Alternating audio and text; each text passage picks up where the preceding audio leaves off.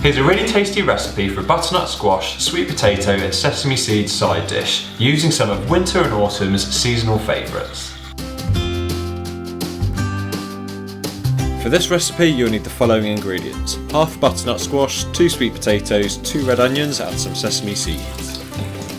And to start off with, make sure you wash your sweet potatoes. And then get yourself an oven dish suitable for roasting all the vegetables in.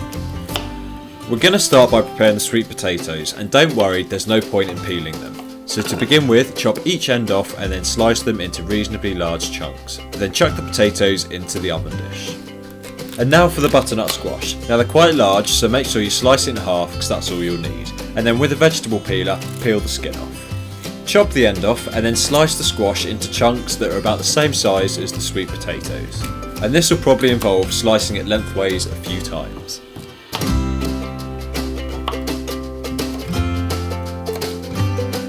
Add your chopped squash to the oven dish and then it's time to move on to the onions. And for each onion, simply slice each end off and then chop them in half. Peel the skin off all the halves of the onions and then chop them all into chunky wedges.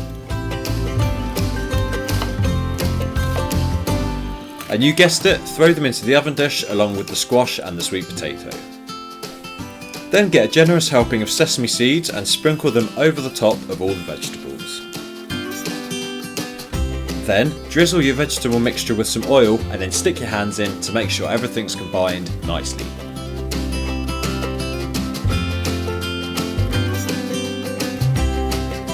And once your mixture looks like this, stick it into a preheated oven on 200 degrees for between 30 and 45 minutes. And once it's in there, you need to make sure you stir the veg halfway between and keep an eye on it to make sure nothing burns. And once the veg is cooked and it looks like it's roasted up nicely, simply give it one final stir and then it's ready to serve. And this side dish goes perfectly with a roast chicken on a winter's day.